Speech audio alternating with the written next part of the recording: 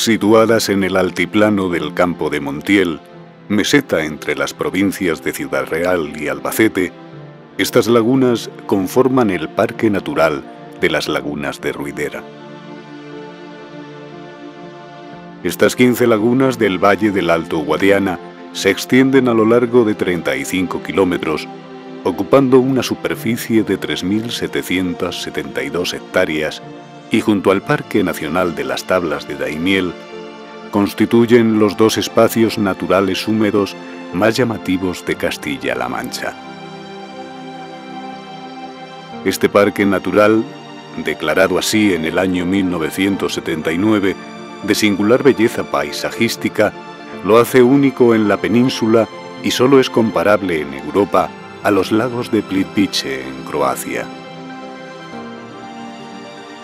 Estas lagunas se disponen como peldaños en una escalera que desde la parte más alta del valle descienden hasta el embalse de Peñarroya, junto a la localidad de Ruidera, habiendo una diferencia de altura de 120 metros.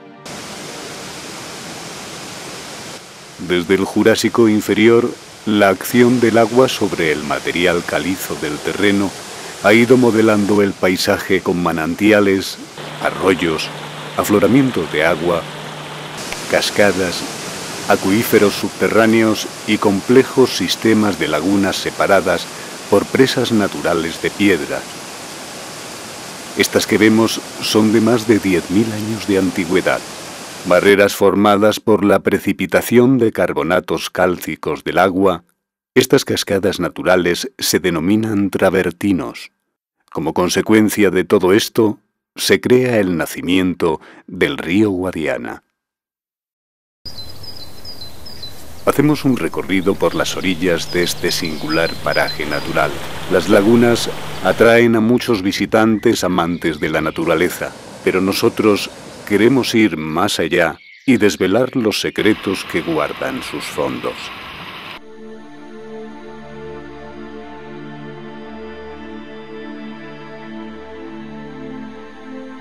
Lo primero que observamos es que la visibilidad del agua, al menos en los primeros metros, es más clara de lo que en principio podría parecer, aunque varía en las diferentes lagunas y en los diferentes meses del año.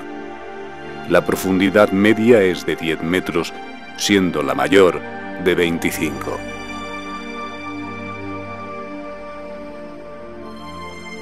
Continuamos la inmersión y comprobamos que hay diferentes tipos de fondos. Los menos de arena y limos de sedimentos limpios de vegetación.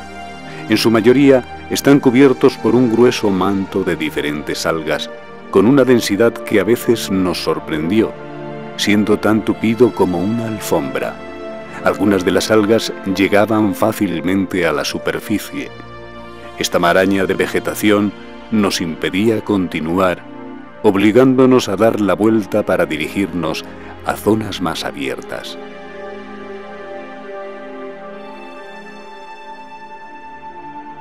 Cerca de la orilla podemos encontrarnos con algunas piedras grandes. Estas van desapareciendo a medida que nos adentramos en la laguna. El limo y sedimento las va cubriendo hasta dejarlas enterradas por completo. En el fondo de alguna de las lagunas más profundas, donde la luz solar llega con dificultad, podremos observar algas muertas en descomposición de un color verde oscuro. No es hasta acercar nuestras luces que se muestran en su color natural. Las bacterias y microorganismos ofrecen esta tonalidad rojiza.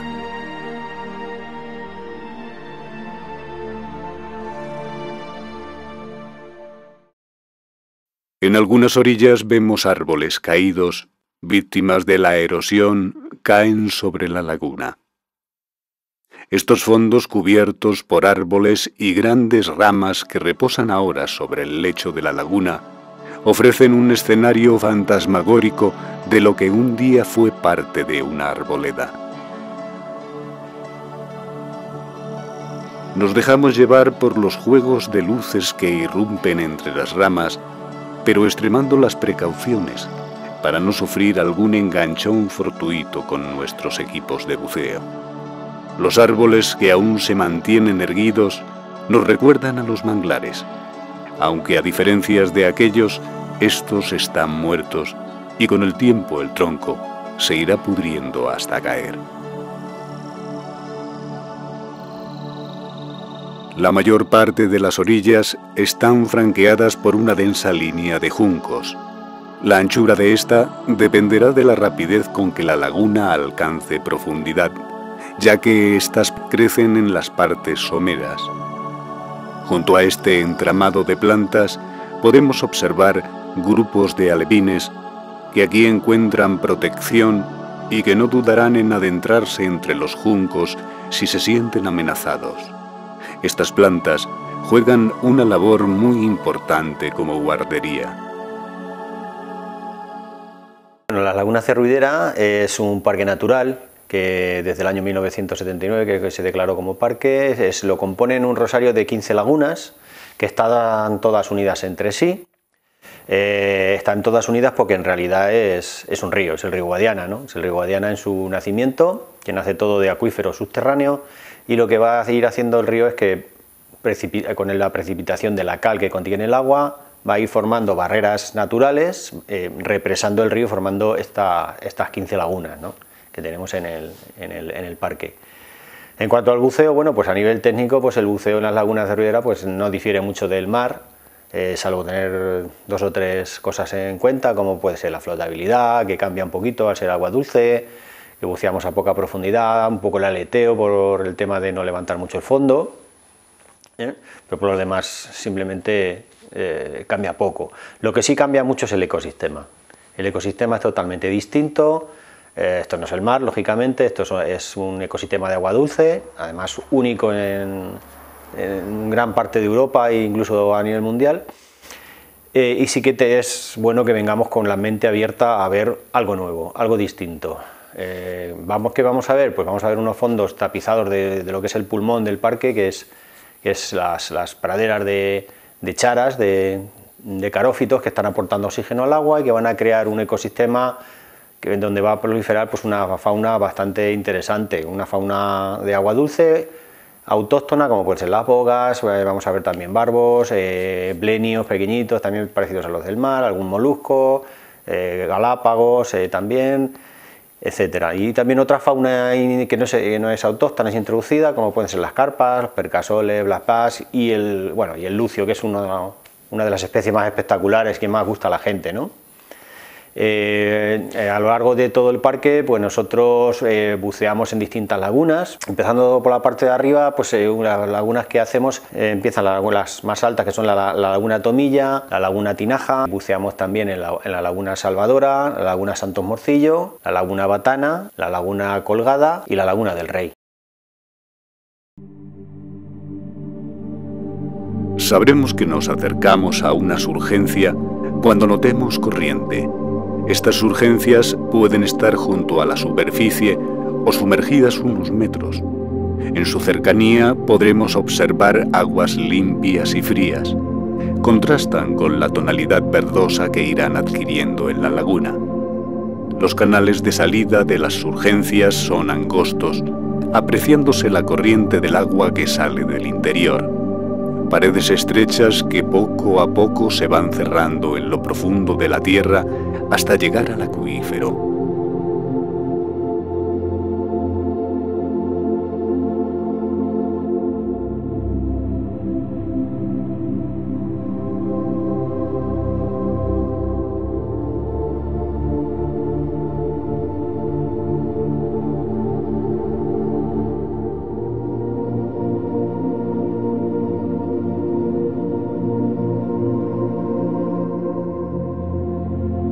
Estas aguas cristalinas y frías queman las rocas con sus minerales, dejándolas limpias de vegetación, ya que ni las algas más fuertes pueden sobrevivir.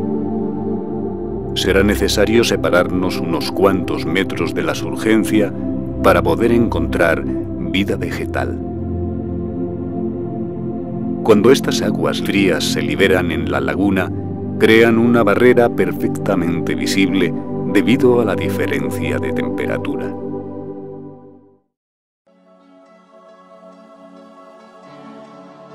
En las inversiones realizadas a lo largo de las diferentes lagunas, pudimos observar que la mayor parte de la vida acuática se encuentra en los primeros metros, donde mejor llega la luz solar, al igual que sucede en el mar. De la misma forma que en el medio marino, también nos encontramos peces buscando protección en las partes más sombrías y profundas de las lagunas.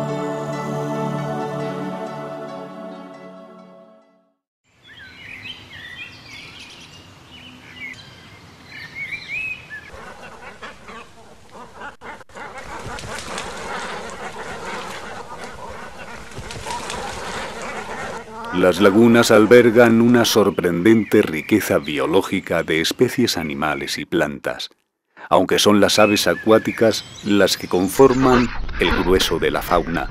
No en vano fue declarada zona de especial protección para las aves en 1988. A pesar de las diferentes aves que encuentran aquí su hábitat ideal, las más comunes de ver son los patos, que viven de forma permanente. En la época de cría, el principal peligro de los polluelos son los lucios, que en un ataque repentino desde el fondo suben hasta la superficie, sorprendiendo a estos indefensos patitos.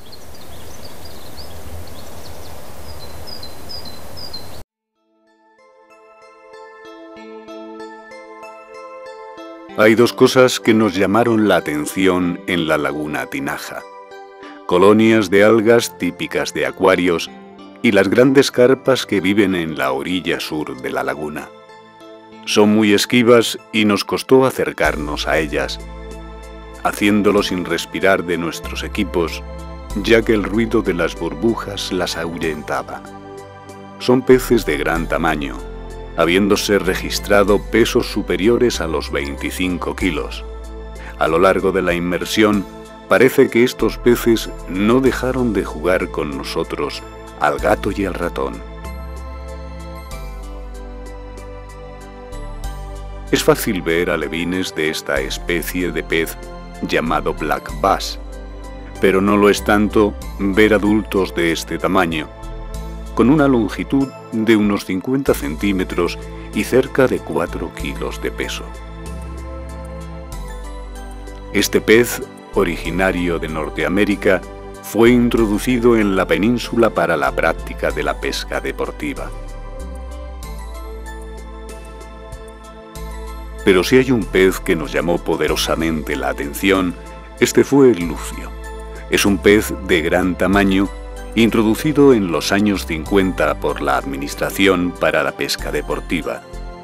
Su carácter invasor y potencialmente dañino para las especies autóctonas le hizo entrar en el catálogo de especies exóticas invasoras del Real Decreto del 14 de noviembre del 2011. Esto no nos impide disfrutar de este majestuoso pez que nos recuerda a una barracuda.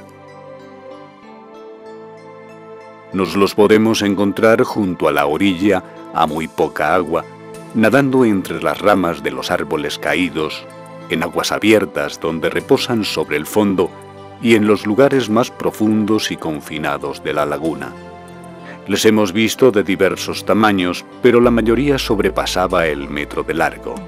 Las hembras pueden llegar a pesar 25 kilos y alcanzar 1,5 metros de longitud.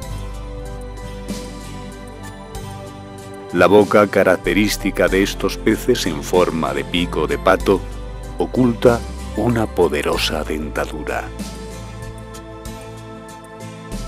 Estos peces son carnívoros.